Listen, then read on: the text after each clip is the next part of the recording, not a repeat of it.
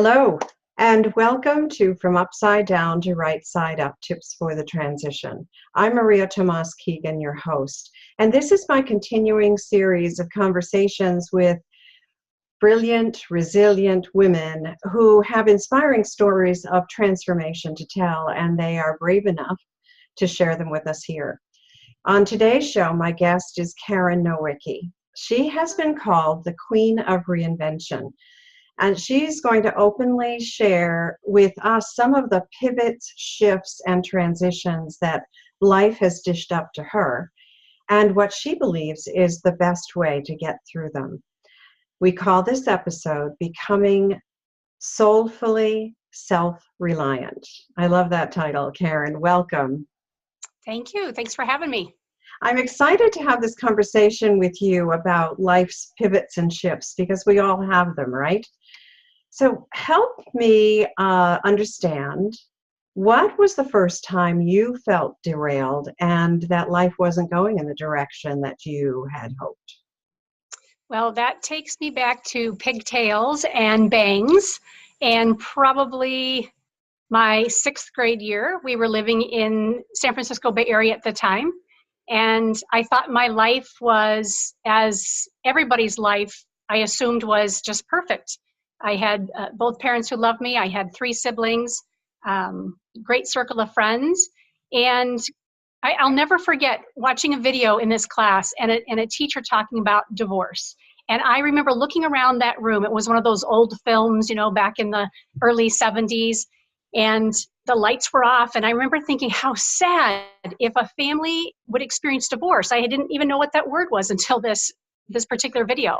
And I remember looking around the room thinking, my gosh, maybe some of my classmates are experiencing divorce. And I thought, I'm so lucky, that sort of thing. Fast forward to probably 6 months later, my parents were announcing that they were getting a divorce. And my world came crashing down.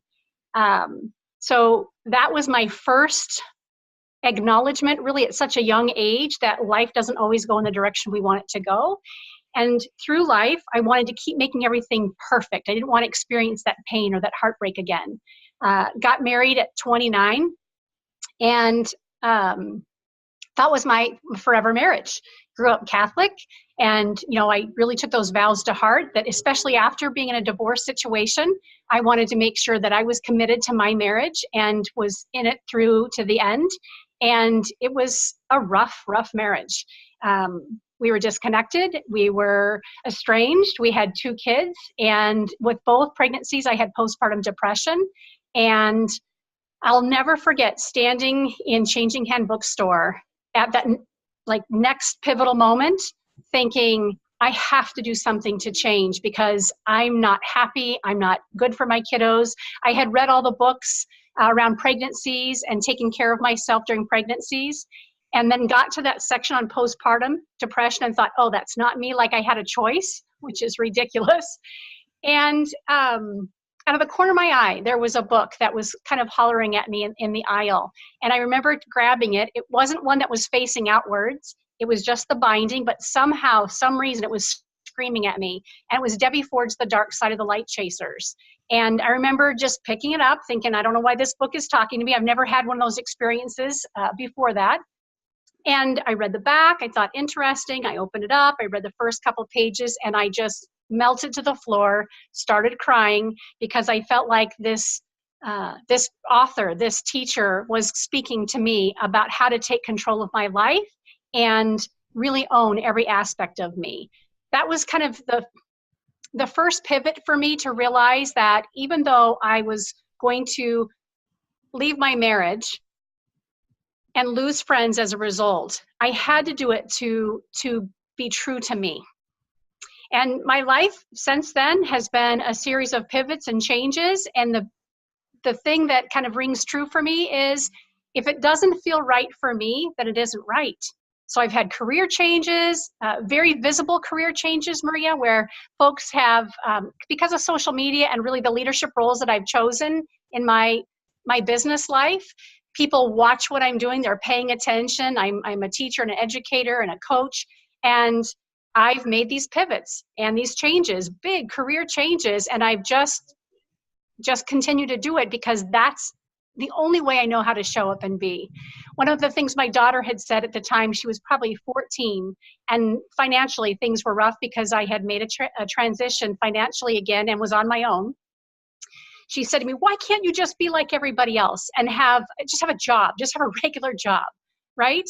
And I sat back and I thought, I wish I could. I wish I could be steady Eddie and stay with the flow doing the same thing all the time, but I don't know how to do that. I have to evolve. I have to keep shifting and adjusting the way I'm being called to do that. Wow, there's so much there. I know. There is so much there. I love this. No wonder you are known as the Queen of Reinvention. And reinvention is something that I don't think a lot of people think about or think about those transitions in our lives as reinventing ourselves, right? But I would love you to repeat the name of that book that called to you in the bookstore. Absolutely. So it's Debbie Ford's The Dark Side of the Light Chasers. And Debbie Ford is an international best-selling author. I think this particular book has been written in, 12, 13 different languages. After reading that book front to back, within that weekend and doing journaling exercises, I quickly looked her up and enrolled in her weekend course called the Shadow Process. And within 2 years was an integrative coach professional working with her team at John F. Kennedy University, and became what we call an integrative coach or a shadow coach, training other individuals and eventually coaches all over the world in this idea around owning your true self.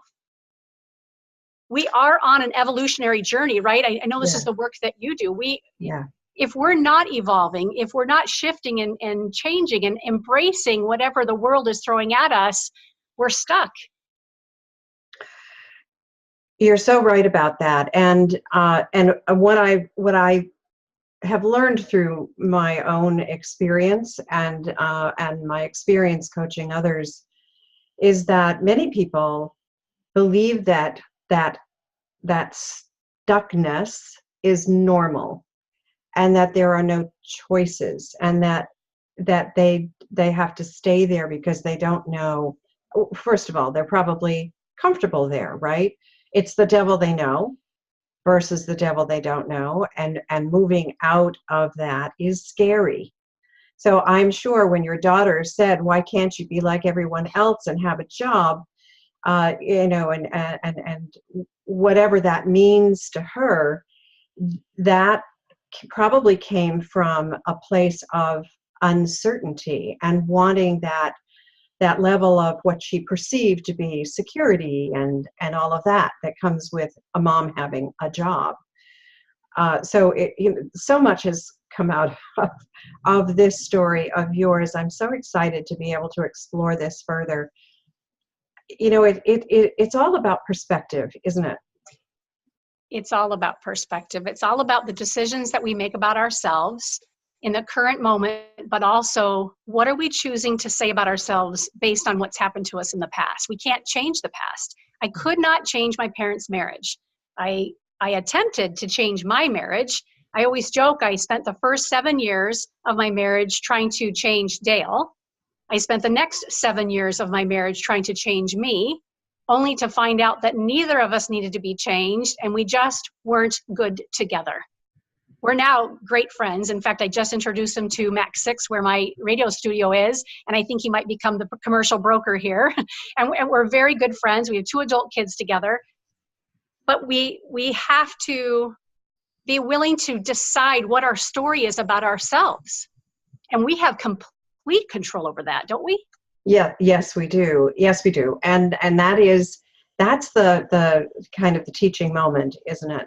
Where people need to acknowledge the control they do have. And there's so much we have no control over. And allowing that to control our lives is, I think, where we fall short of finding our own joy. Yeah. So when we find where we have control and literally take that control and decide how we want to show up in those pivots and shifts, we get to grow, and we get to face them with more dignity and grace, I think. I love those two terms, dignity and grace. Whatever those core values are for us, and those are mine, if I can continue to benchmark my decisions as I make these transitions against those, am I doing this with dignity? Am I doing this with grace? Or how can I best do this with dignity and grace? That helps me navigate. I have one more quick story if you're open to it. Sure. I remember when I had made the decision to leave my first marriage, and instantly people were questioning me. Everybody from my family, our close friends, especially our couple friends, it didn't make sense to people because on the outside we appeared that we're getting along. I mean, I'm an open book, so most people who are really close to us kind of knew that we had challenges, but still seeing us no longer together, everyone felt a loss because we were so involved in everybody else. And I was laying in the bathtub one time and thinking to myself that I had questioning myself, that I'm giving up this life that I knew, even though I wasn't happy, like you said earlier, it's what I knew. And I remember just crying uncontrollably, giving myself permission to feel the depth of the pain and the despair, because I had chosen that. And if I could get through that, I could get through anything.